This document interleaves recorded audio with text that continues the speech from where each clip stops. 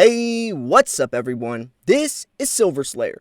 You guys are absolutely insane. We're only a few subscribers away from 35,000. So as promised, I'm going to give away some silver. But that's not all. I'll be giving away silver to one of you every 1,000 subscribers I gain until 40,000 when I'm going to do a massive $1,000 plus silver giveaway. So you don't only have a chance to win once, twice, 3 or 4 times, not even 5 times, but 6 different opportunities to have silver shipped to your front doorstep for free. But anyways, on a more serious note, I really do want to talk about silver's time and why it is approaching a lot sooner than people expect. Now, usually on this channel, I'm not very bullish on silver for the immediate term or the short term. I'm pretty long, right? It's more a hedge against inflation. I don't plan on selling for 15, 20 years, right? The everyday prices are going to be unstable because the economy's unstable. It's going to be a roller coaster ride. But that doesn't mean that the variables aren't changing, and that is affecting silver's price and also how soon the price will either fall or rise. Now, with silver situation looking forwards, it's going to rise. How soon? I definitely think that things are already starting to fall in place for that to happen. Knowing what's about to happen with Joe Biden in office is definitely something we have to look at. The stimulus spending. We have the vaccine, the distribution costs for that. We have a lot of different scenarios falling in place that could be pushing silver forwards a lot sooner than people even want. I don't want silver to explode overnight. I really don't, because that's less time for me to gather up more silver where I can make more money in the long term. I don't want silver to really start pushing up high in price for another couple of years. Think about how much more silver we can accumulate at $25 compared to if it starts to jump up to $50+.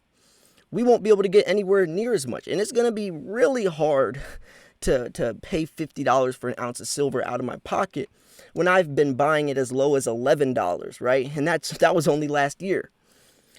The majority of people, they'll get desensitized to those prices. $50 won't, they won't even know what $25 silver is. Just kind of like Bitcoin nowadays. A lot of newbies are coming into Bitcoin, and $40,000, $30,000, that's a normal price for them because they weren't buying Bitcoin a couple of years ago when it was 1,800 like we were, or like I was. So once someone accepts the price and that's their normal, quote unquote, there really is no bias, there really is no opinion beyond their perspective. And I say that because when silver does start rising, it's going to be weird for us because we got in before the curve, but the everyday people are going to be buying $50, $100 silver. And I always hear this question, who's going to pay $100 for an ounce of silver? No one's going to pay that. You know who's going to? You probably will. And I can guarantee big business will. And not because they want to, because they have to. See, we want silver, they need silver. And you better hope they get their silver if you want the newest, latest iPhone, if you want another Tesla to be made, if you want another rocket up in space. This stuff is detrimental. This stuff is so much bigger than we think. Producers turn into consumers, the consumers turn into producers. The people like us that are buying the silver that want it are going to be selling it to the people that need it. The roles are going to be switched. They're going to be flipped. And as silver becomes more scarce, big business is willing to pay a prettier penny. It's almost like an auction. And at what price, what price are you going to break? I really want to throw that question out there to you guys. Because if silver does start to appreciate faster than expected, then you're in a very tight, a very quick situation to move on your feet at the drop of a dime, and you got to be on your A game, or you might panic sell, or you might sell at a very bad time. It's so easy to buy silver, but it's not so easy to sell silver. And just because you buy it at a great price doesn't mean you're going to profit, because we don't know when you're going to sell yet. Selling is the most important part of silver stacking. And if you're not thinking about your exit strategy yet, then you're already at a loss. You're already set behind. The odds are already against you. I don't even think about how I'm going to buy a coin before I think about how I can sell it. When I'm scrolling on APMEX, before I click buy, I'm already thinking about how easy it's going to be to sell that coin, or what type of person or what market or the time frame I'll have to sell that coin before I even buy it. That's giving me an opportunity to look realistically from an investor's perspective on if this is a good purchase. That's investing. Gambling is just buying random coins hoping that they profit, just hoping. Investing is a strategic decision based off of our knowledge, off of the situation, off the variables, off the environment, off the markets.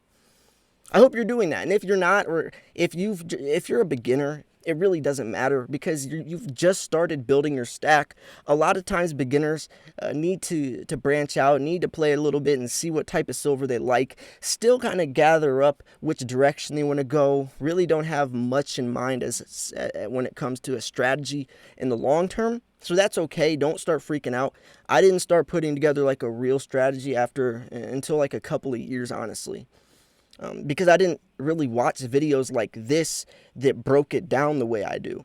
And I'm not trying to, toot my own horn. I'm just being honest, right? I really didn't I didn't watch videos that broke it down from this type of perspective. And it would have helped me a lot. But, I learned from my mistakes, and now I'm here to help you guys not do or not have to go through what I did. So it's the beauty of it. But regardless, things are changing, and we really might have to adjust our stack in ways we never even thought of. We might have to sell our pandas for the same price as American Eagles. Who knows?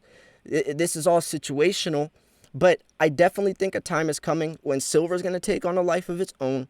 And I definitely think there's going to be a time when premiums are going to be a lot different nowadays than they were before or compared to in the future.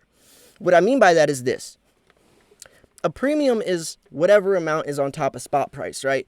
So pandas and kookaburras, coins like that usually have premiums. It's why it's called high premium silver, aka semi-numismatic silver. It's not only sold for the metal content, it's not only sold for the 1 ounce of silver inside that coin, inside that panda. Well, it's 30 grams, but the 1 ounce of silver inside that panda or that kookaburra. It's also sold for a little bit of collectible value because it's rare, it's more scarce, the design changes every year. So it's a semi-numismatic. It's sold for its bullion content and its collector value. American Eagles, Canadian Maple Leafs, just bullion, no collectible value. So Maple Leafs, American Eagles are sold at spot price. Pandas have a premium, high premium silver, and rightfully so. But when silver starts to become needed instead of wanted, will premiums really matter? When companies need silver to build and to innovate the new technological space, are those coins going to be sold for collector value? Or are all those expensive coins going to be needed for the 1 ounce of silver, regardless of who thinks it's collectible or not? Go back to your local coin shop and ask him how much he's going to charge you for an American Eagle or a panda. I can guarantee he's going to look at you straight in the face and say, I'm going to buy that 1 ounce coin and that other 1 ounce coin for the same price, whatever spot price is. And you're going to say, wait, that panda's a lot more expensive or it's a lot more valuable. He's going to say, I don't care how pretty that coin is, how rare that coin is. I'm buying the silver inside of that coin, not how cool, not how fancy the design is on top of it. And that is why you don't sell to local coin shops, right? That's why your high premium silver, you're going to have to sell online. Because plus you're cutting out the middleman. The local coin shop also has to sell that coin for a profit as well. He knows that panda's worth more, but he's not going to pay the premium. He's not going to pay the high premiums. Because how is he going to make any money if he already pays $5, $6, $7 on top of that and then has to resell it at a profit? No one's going to go in there and pay $20 premium for a panda. When you're selling it straight to the person that wants that coin, that's where you can get the good prices. That's where you can get the good prices. Now, I don't want to scare you. I'm not saying that paying the premium for pandas is worthless.